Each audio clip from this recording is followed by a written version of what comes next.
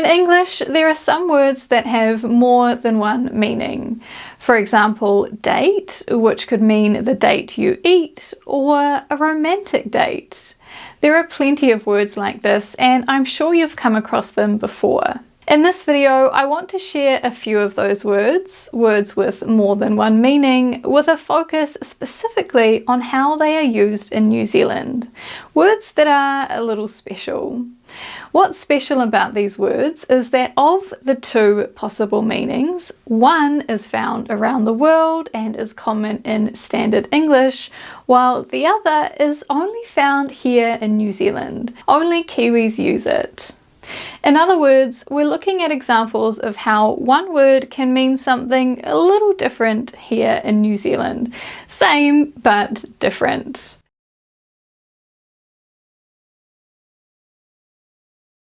Hello and welcome. I'm Rose and welcome to Speak Kiwi, where I help you learn New Zealand English. So first I want to clarify what I mean when I say standard English.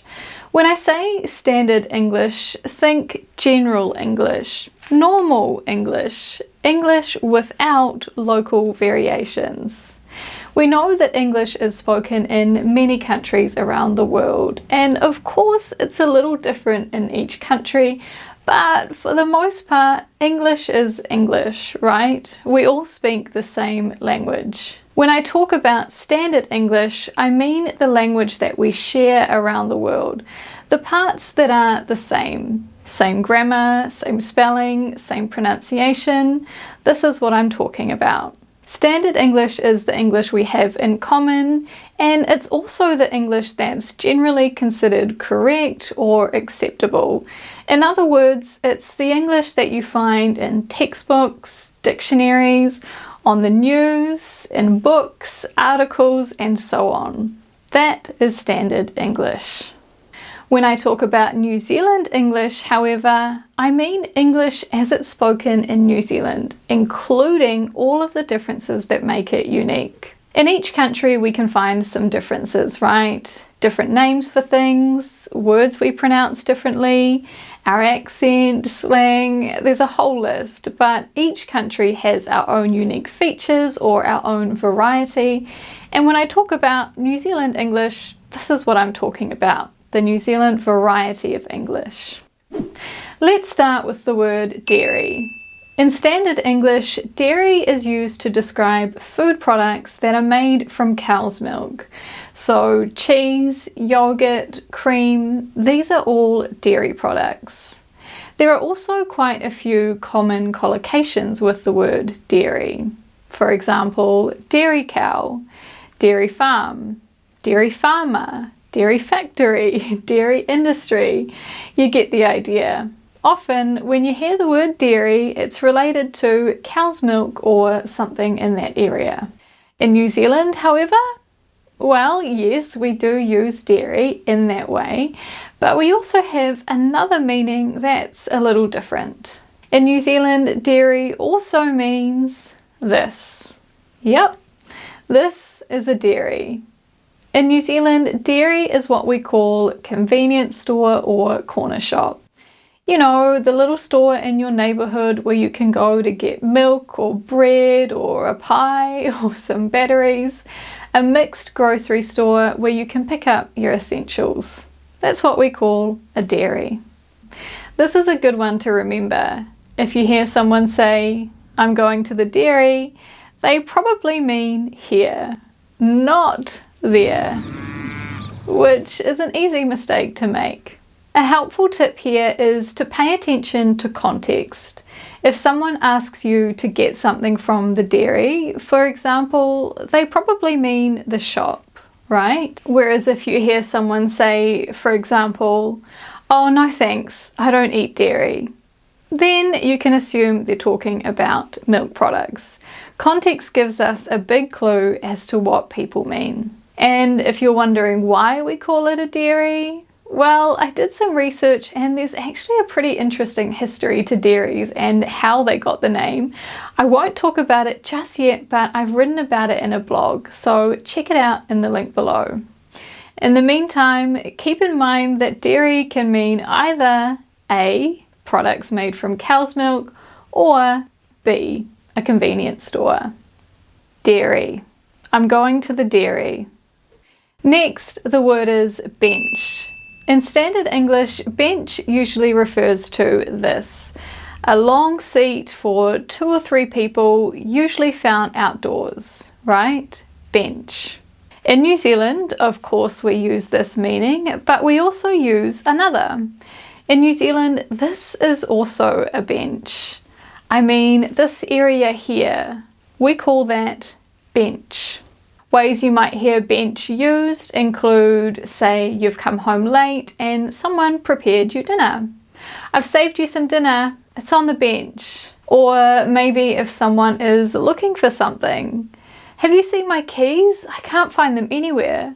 Yeah, they're just on the bench. Right, when we talk about this area, we're talking about the bench. Actually, we can hear another example of someone using bench in this video. In this video, we see a lesson on how to renovate or improve your kitchen at home. The guy here is making some changes and he wants to remove or get rid of the bench. Listen to how he describes it. So one of the first things I noticed about this kitchen, the tight gap we've got here, so I think we'll end up getting rid of this bench and make this flow all the way through. Catch that? We're going to get rid of the bench. And by bench, he means kitchen counter. Okay, so going back to the meaning, a reminder that bench can either mean this or this. Just like before, context can help us guess. Let's hear it one more time. Bench. Your keys are on the bench. Okay, so next up, shout. You probably know this word, right?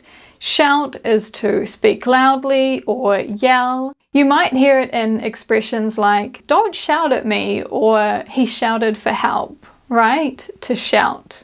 In New Zealand, well, like the other words, yes, we use it in this first way, but we also have another meaning as well. To describe the second meaning for shout, I want you to imagine you're out at a bar. Picture this. You're at a table, sitting with your friends, having a drink or two, and your friend says, let's get another, eh? My shout. What do they mean? Let's get another drink. I'll get it. I'll pay for it. My shout is similar to another English expression you might have heard, my treat. My shout, my treat, same meaning, right? In both cases, we're offering to buy something for another person. We can offer to shout someone a beer, like in the example just now, or anything else. A coffee, dinner, dessert, whatever. Usually some kind of food or drink. And you can use it with anyone. A friend, a partner, a colleague, a family member. My shout is generally pretty informal, but you do hear it in a lot of situations. Whatever the situation might be, it's common to hear my shout when someone is offering something to eat or drink. In some cases, they might even go ahead and buy the drink first and then give it to you, commenting my shout as they hand it over, which actually happens in the next example I want to share with you. Listen out for my shout in this next clip. My shout, boys, my shout, my shout. Help yourself. Hear that? Pretty clear, right? Shout. Here you are, my shout. Alright, so moving on to number 4. Before we get into this one, I want to remind you of another word I talked about in a previous video. I introduced the word tramping. Do you remember? Tramping is Kiwi for hiking, and when I gave an example, I said something like, I went tramping in the bush. When I said the bush, I meant the forest. So why did I say bush? Well, that leads us to word number 4. In New Zealand, bush has a couple different meanings. In standard English, this is a bush, or we can use the plural form, bushes. So when I said I want to go tramping in the bush, I probably don't mean there, right? In New Zealand, the bush is what we call the forest or the woods. We can hear people talk about going to the bush in all sorts of ways. I went tramping in the bush. He's gone hunting in the bush.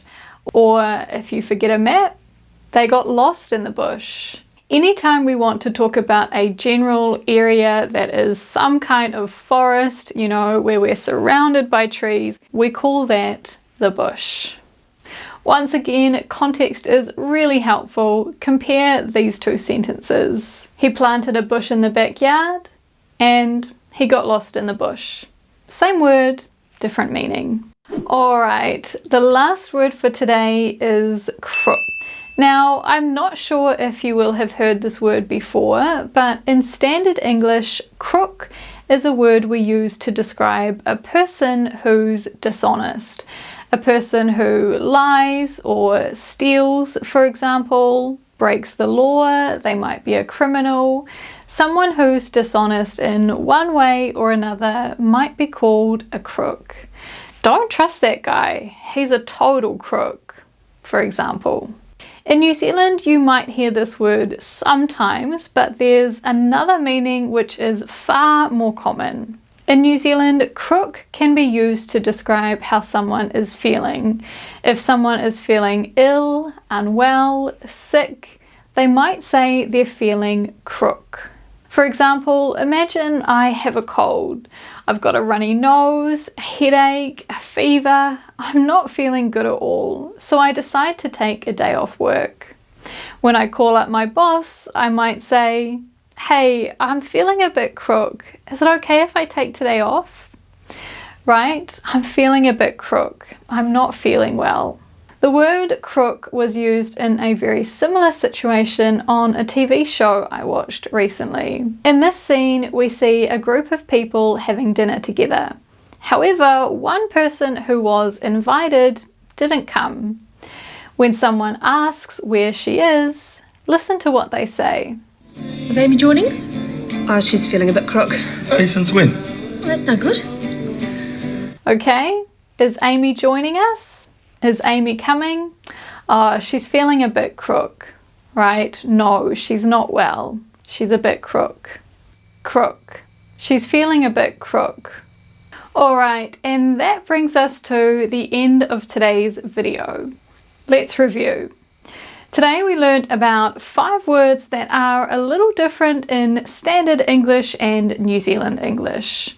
The words we looked at were dairy, bench, shout, bush, and crook. So, now that you know these words, listen out for them in your everyday life. Perhaps you'll get a chance to hear them and practice guessing through context. And remember, if you're still wondering why we call a convenience store a dairy, I've talked all about it in a blog which I've linked below. Anyway, that's all I have to share for today. I hope you found this video helpful, and if you did, consider subscribing. Until next time, see you later.